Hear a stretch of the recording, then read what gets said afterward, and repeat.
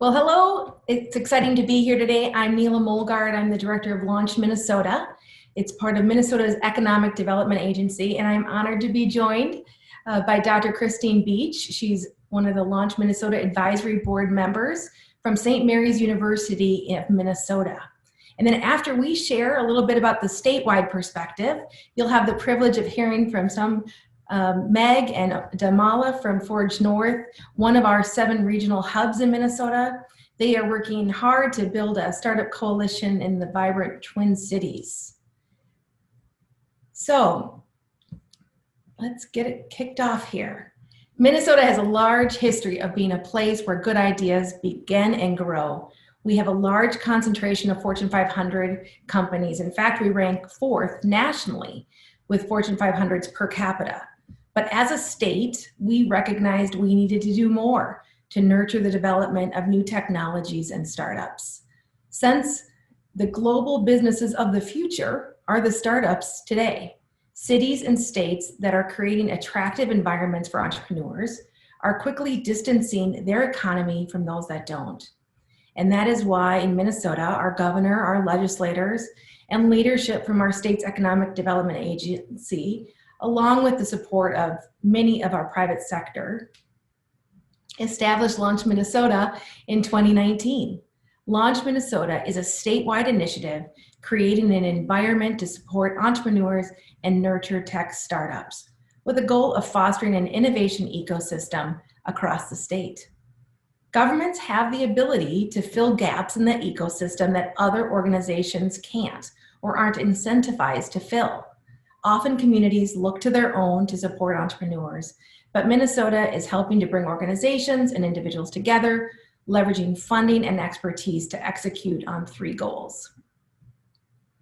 We used research, best practices, and identified gaps facing Minnesota's ecosystem to better prioritize what we should be focused on. We were pleased that our focus areas dovetail very well with the Kauffman's new business plan. So some of these goals might sound a bit familiar. First, we are increasing access to capital through our grants, tax credits for our angel investors, and working with our private sector to increase direct and in-kind investments. Our innovation grants prioritize communities that are usually lacking access to capital and populations that are underrepresented, such as women, people of color, vets, and rural communities across Minnesota. An example would be our housing and childcare grant. This grant helps kind of reduce the risk of entry into launching a new high-tech business. Our second goal is developing entrepreneurial talent and knowledge by ramping up lean startup training and education, accessing expertise, and other coordinated statewide efforts. Our program partners are helping entrepreneurs with the education and the know-how to start a business and bring their ideas to reality. And our third goal is we need to reduce the barriers facing our entrepreneurs. That is why we are building a collaborative statewide network to support entrepreneurs at every stage of their journey. The Launch Minnesota Network is uniting 6 regions, 7 hubs, and over 60 program partners to support and improve the coordination and capacity of our state's startup ecosystem, and aiming to really help entrepreneurs navigate the wealth of resources across our state. All 3 are really important components of an innovation ecosystem, but the creation of this network, I really feel, is the foundation of our success to execute on all of these goals. Christine? Thanks, Neela. So Neela just spoke about the primary mission of Launch and the valuable role that government's played in being a convener and a facilitator of policy and funding. When we offer this idea, of government kind of serving to bring together the relevant players and incentivize collaboration, it might help to have a visual of what that can look like.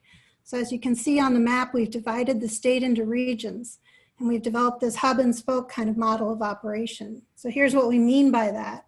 So within each region, one organization is chosen to act as the fiscal agent and lead the regional effort as the hub. They in turn are then charged with reaching out and collaborating with the other organizations, creating a spoke type of network.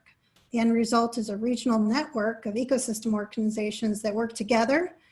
They collaborate and provide funding, education, support, infrastructure, all to the entrepreneurial community. We know that as startup organizations evolve and mature, their needs are going to change. By creating the hub and spoke model, we hope to develop a much more robust regional network that allows for seamless transition of support from one organization to the next, both within the region and then throughout the state. This can provide the continuum of services across the life cycle of entrepreneurship. And best of all, we're not creating new organizations. We have enough. We're creating a framework to better leverage what we already have. So far, we're seeing that the regions have responded positively and are coming together to enact the model. Next slide. So how is it working out? So we're seeing an uptick in dialogue between the organizations. Neela, can you go to the next slide? Thanks. We're seeing an uptick in dialogue between the organizations, more collaboration in promoting events, and more awareness of what everyone's doing. As a result of COVID, there's more acceptance of attending a regional event outside our own cities than we might have otherwise seen. Personally, as the director of one of the organizations on that MAP model, I've collaborated more and learned more about the regional resources available, while also becoming more familiar with the many startup companies and entrepreneurs throughout the region. Some of the challenges reside in our different roles, our different sizes and capacities, as well as the specific focus on the ecosystem. For example, our co-working locations would like to also be a hub for connecting and offering training, while our universities offer education and have the student population that can be leveraged by startups for internships. Then we have economic development agencies and venture capital groups who are focused on funding. So to ask them to all leverage their social media each week to promote a partner training event or an internship opportunity that's outside of their natural activities might seem like a drain on their limited resources. So overall, collaboration is certainly up, but some of the more event-driven organizations are frustrated as they try to get their partners to promote their myriad events. Keep in mind, some partners have many employees while others have just one on the payroll. So having similar expectations of each partner is tough. We're still finding our way in that area. Okay, so we just talked about the regional partners, but keep in mind that Launch is a statewide program. That last slide showed what the statewide program looks like structurally across the state, while this slide shows what we've been able to accomplish so far using the model. As I mentioned, just as in any new effort, we're still evaluating what works and what doesn't in this structure. What we know so far is that we're having a clear impact in getting startups funded and connecting regional ecosystems. Since it's a new effort, Launch was given a very modest annual budget of $2.5 million with 2 years of funding committed to by the legislature. In less than 12 months, Neela has developed a government staff and advisory board of ecosystem partners that reviews grants. To date, we've reviewed and granted funds to over 70 startups.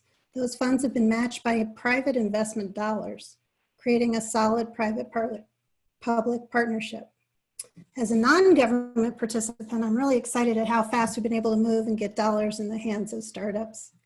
One of the unique features that Neela briefly mentioned is worth further highlighting is how we've leveraged the grants to support housing and childcare needs for entrepreneurs who are developing tech companies. We see this as a way to increase our access and opportunity for a more representative group of entrepreneurs from our communities. Under this program, they can apply for grant dollars to build the company while also applying for separate grant dollars to cover housing and childcare. This broadens the field for a new under-resourced and underrepresented group to pursue entrepreneurship. Next slide. So here are the lessons we've learned. Government does play a role. They have a unique role in connecting and convening. They're a neutral body that wants to elevate and enhance the work of others. Too often, ecosystem efforts can be driven by an individual organization, and as a result, other types of ecosystem resources may not be connected to the effort. As an example, a private ecosystem builder might partner with a single university, but in this model, we've brought many of our statewide private and public universities into the portfolio, and thus opened up more opportunities for founders to connect with students and resources. Second, it really opens opportunities for rural innovation. We're focusing on purposeful outreach and education throughout rural Minnesota. This model encourages organizations to grow regionally and not just send everybody to the Twin Cities. This has helped foster increased innovation across the state. We see an imperative to learn from the success in the Twin Cities, which Meg will speak to in a few moments, and then create more than one urban destination for new business growth. We see a long-term gain to be realized through this as we grow culture across the whole state. And finally, this enabling of under-resourced founders. This is huge for us. We know there's a large body of knowledge that's untapped simply because they lack the network. and the funding to pursue their innovations. This program is using targeted outreach to connect with rural businesses and targeted dollars to focus on enabling under-resourced founders through grant dollars, education, and connectivity. Neela. Yes, and so we will now open it up for questions if anyone has any. There were a couple of questions that I think maybe one's more general, and then there are two others that seem to be very specific to this program. So I might save the one from Chris after the other presenters. But the first question here from Wally Thorson, which is, when you fund regional networks, how do the hubs organize governance within the funded regional actors to allocate the funding? We'll start there. Well, I can take that, and then Christine, you can add your perspective. Every region is so unique, and the support organizations that gather together to help these startups. So, you know, the unique part is that they can customize their services for the region, but yet pull on best practices statewide. So some of the regions we have one grantee per 7 regions, and then that grantee can allocate the dollars. Right now the max is $75,000 per region. So clearly these organizations already have to be doing this work. As Christine said, this is not about building a new organization. It's really adding some extra support and funding to fulfill this mission. So some take that on and distribute certain portions of that funding to different organizations based on activities, events. Some are doing it and they allocate some of the dollars for some of the educational aspects of the grant. So every region customizes it, and we allow those grantees like Forge North to allocate those dollars as they see best.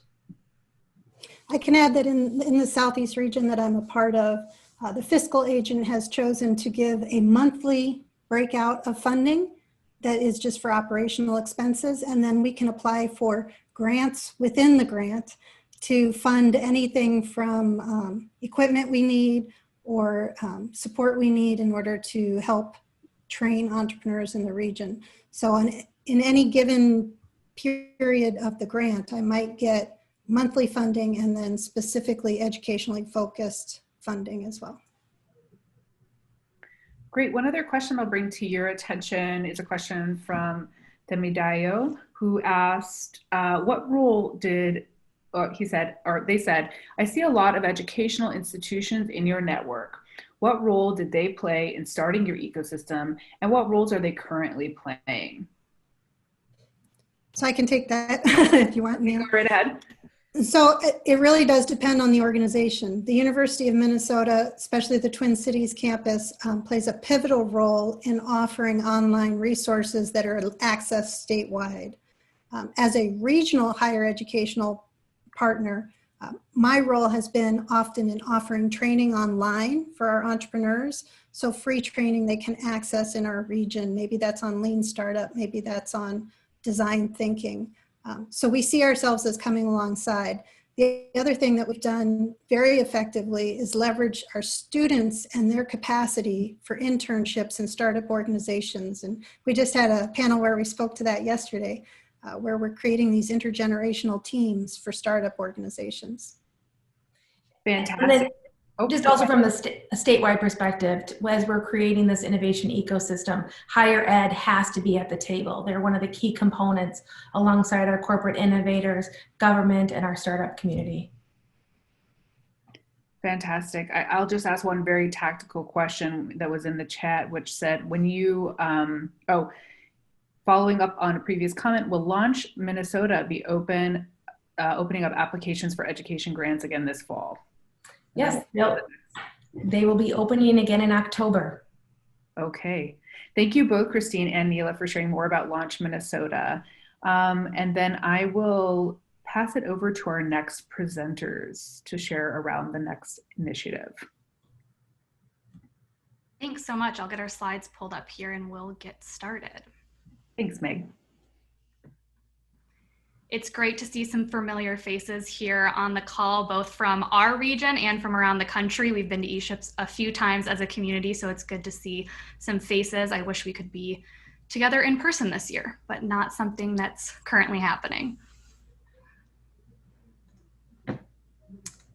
All right, and I'll make sure Demola is with us. Awesome. All right, we'll get started. So my name is Meg Stoyer, and as you've just heard, there is a lot going on in Minnesota right now. So Neela and Christine, thank you for sharing everything Launch Minnesota is doing.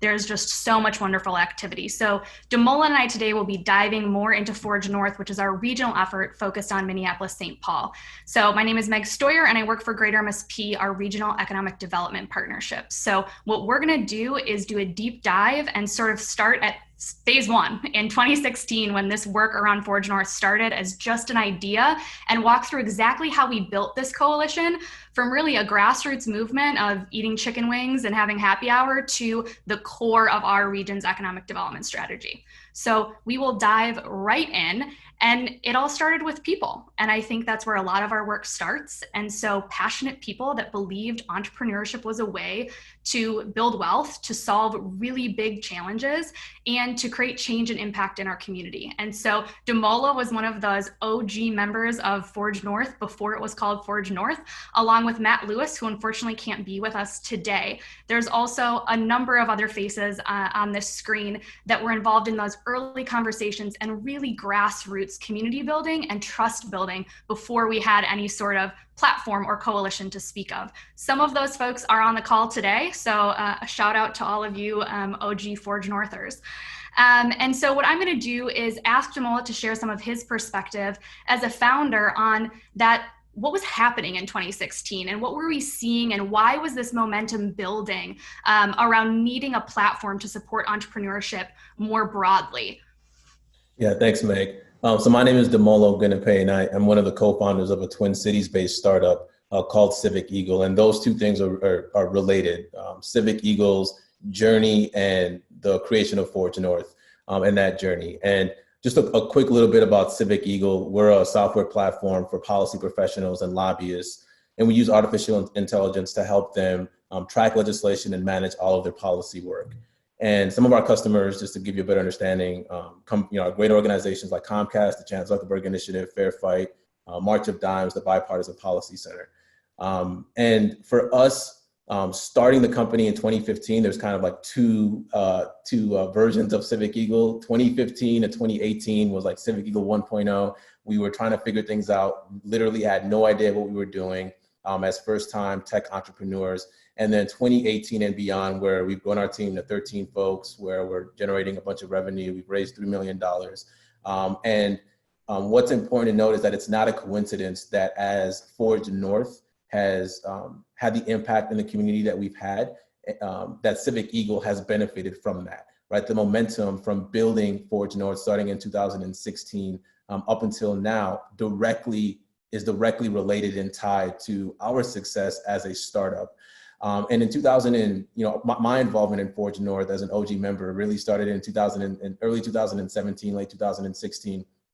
And as Meg pointed out, the good old days of meeting up in random places and eating chicken wings and Matt Lewis ordering us beer as we tried to really understand and unpack what the startup ecosystem in the Twin Cities looked like and how to improve it.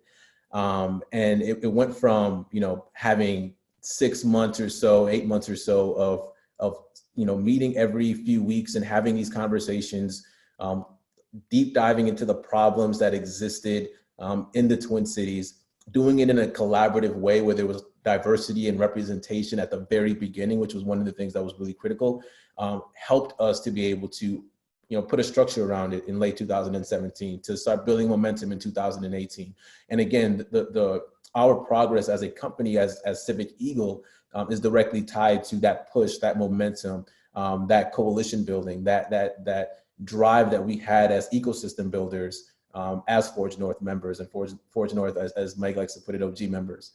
So that's kind of a quick overview of how Forge North got off the ground and the kind of impact it's had directly on my company, and then subsequently the impact my company has had on the Twin Cities ecosystem. It's a cycle, it's a virtuous cycle that we're able to benefit from, and I think a big part of it is attributable to our early work as OG Forge North members, and then our later work now as we become more sophisticated and established and institutionalized in a way, in the Twin Cities ecosystem.